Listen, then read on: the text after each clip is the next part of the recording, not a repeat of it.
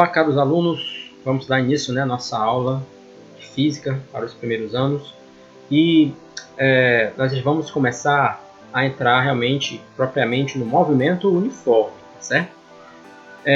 Nesse tipo de movimento, gente, ele se caracteriza por ele sempre ter a velocidade do deslocamento constante, ou seja, ao longo da trajetória, o móvel, a partícula, o elemento que está se deslocando não vai ter variações em sua velocidade, vai ter sempre a mesma velocidade. Exemplo, digamos, se um carro está se deslocando em uma estrada, vamos dizer que sempre ele esteja deslocando em 80 km por hora ao longo de toda a trajetória.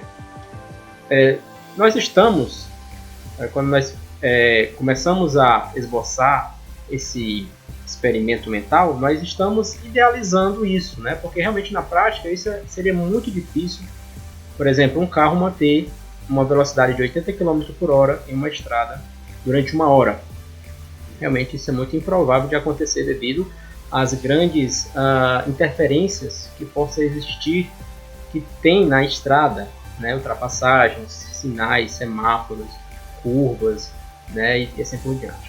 Mas nesse primeiro momento, vamos estudar o movimento uniforme, vamos idealizar sempre o movimento desta maneira, que o corpo, o elemento, ele está sempre em uma velocidade constante, tá bom? Então vamos aqui começar, né, a nossa apresentação. Primeiro eu quero falar para vocês dos tipos de movimento. Talvez eu até já tenha abordado isso em sala, mas é bom dar uma recapitulada aí para vocês. Os tipos de movimento quais são? Para o movimento uniforme, gente, há dois tipos de movimento que eles são chamados. Primeiro, movimento progressivo, né? Nesse tipo de movimento, sempre a velocidade será maior do que zero, certo? Sempre vai ser maior do que zero. Aí você pode perguntar, professor, tem velocidade negativa? Pode haver velocidade negativa? Bom, digo para você que na prática isso realmente é muito improvável, não existe. Você nunca se refere a uma velocidade de qualquer veículo ou objeto, corpo que se mova, como sendo uma velocidade negativa. Digamos, o carro está se deslocando a menos 50 km por hora. Ninguém fala isso, né?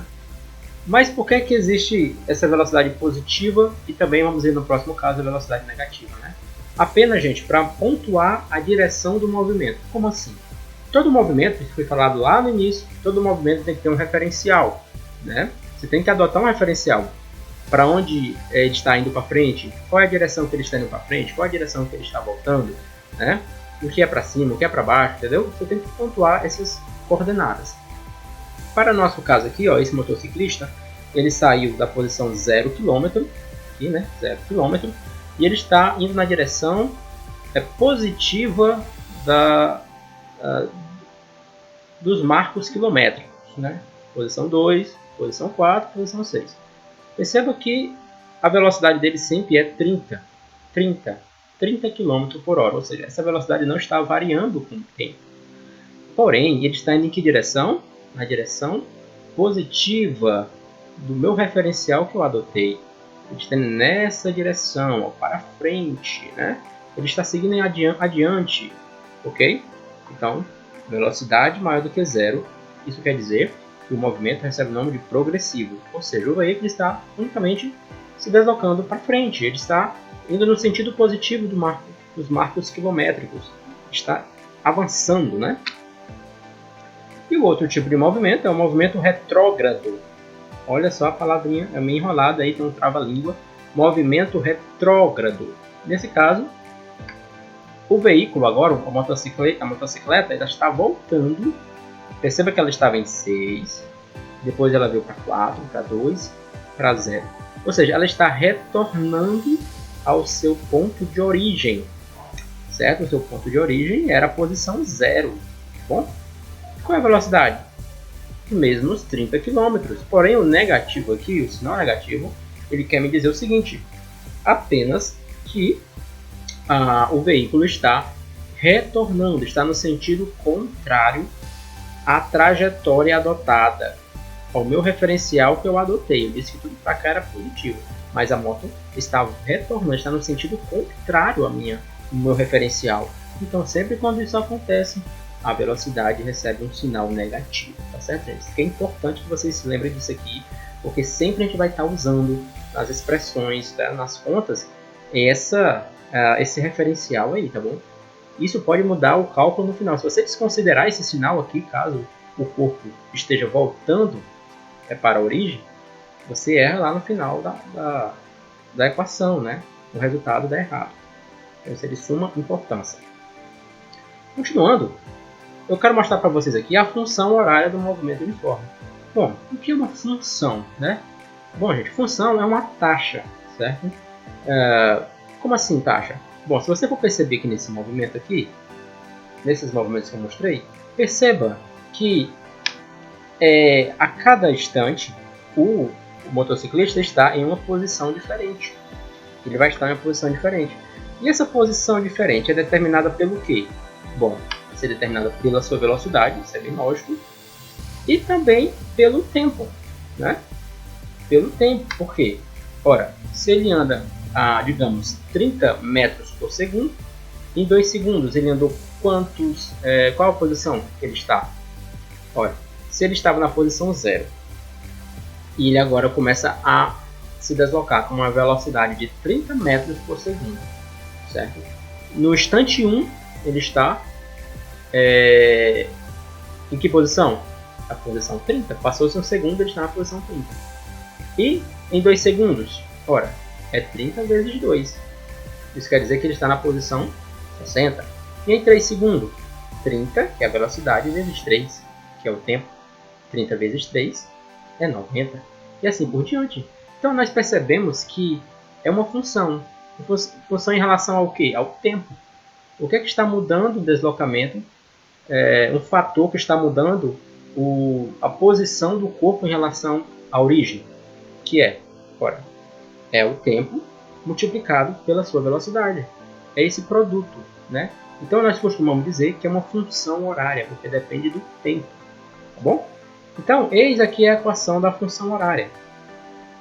S é a posição final que o móvel vai se encontrar. A posição final, perceba. S0, a posição inicial do móvel, de onde ele está saindo. Professor, toda a posição inicial vai ser 0? Nem sempre. Nem sempre, né? Às vezes você pode já estar começando a analisar a trajetória de um corpo quando ele já está bem afastado da origem. Tá? Então nem sempre será 0. Alguns casos sim. E quando for 0, esse termo aqui sai da equação e só fica resumido a isso. Ó, S igual a V vezes T. Então quando o S0 é a posição inicial, no caso sendo a posição inicial da trajetória, a posição marco inicial 0, quando considera-se isso um problema, esse termo aqui some. E você só fica com V vezes T. Então, o V já disse a velocidade e o T é o intervalo de tempo. Tá bom? Então, gente, isso aqui é a função horária. Então, um bisuzinho que a gente dá, né, sempre para vocês decorarem, eu tenho 2 aqui, né? Então, aí o que você achar melhor, dá para você colocar na memória. É o sorvete, né? A equação do sorvete. Ou então, sou sozinho, você também. Sou sozinho, você também. Tocha. Eu não sou sozinho, né? Estou dizendo aqui para vocês decorarem, né? Então, é o sorvete, ou então, sou sozinho, você também, que é espaço final igual a espaço inicial mais a velocidade vezes o tempo. Lembrando, se o movimento for retrógrado, professor, o que acontece com esse sinal aqui? Fica negativo. Olha só o detalhe. Se o movimento é retrógrado, o corpo está retornando à origem, está indo também na direção do sentido negativo, né, da nossa reta real. Essa velocidade fica aqui, ó, um sinalzinho na frente, não é mais, mas sim menos. Então tenham cuidado com isso aí também. Só aqui que muda, tá bom? E o T é o intervalo de tempo. Esse tempo pode ser dado em hora ou em segundos, pode vir em minutos. Lembrando sempre das conversões, né? Não se esqueçam de quilômetro por hora para metro por segundo e vice-versa. Isso pode acontecer e pode precisar fazer isso durante os problemas. Lembrando que para transformar km por hora em metro por segundo, divide por 3,6. 3,6. E para transformar metro por segundo em km por hora, multiplica por 3,6. Tá bom? Isso aí você já sabe, né? Já foi muito debatido e vocês fizeram muitas atividades sobre isso aí. No mais, gente, esse assunto para o movimento, inicialmente é esse aqui, tá? Eu trouxe aqui pra gente, ó, um exemplo. Vamos fazer esse exemplo aqui, tá bom? Que diz assim: um móvel com velocidade constante percorre uma trajetória retilínea descrita pela equação S igual a 20 mais 3t. Pergunta-se a posição inicial do móvel, a velocidade do móvel, a posição no instante 30 segundos, o tipo de movimento. Então vamos lá. Vamos olhar aqui para essa equação, gente. Ó. S igual a 20 mais 30t. Vou me lembrar agora da nossa equação geral, né? Que diz que S é igual a S0 mais V vezes o tempo. Aí nós fazemos apenas um comparativo. O item A e o item B não precisa de cálculos. É só você olhar para a equação geral e comparar com a equação do problema. Então, esse 20 aqui está no lugar de quem? Ora, professor, está no lugar da posição inicial. Então, sim, o 20 é a nossa posição inicial. Como aqui, gente, ó, não foi dado... aqui não foi dado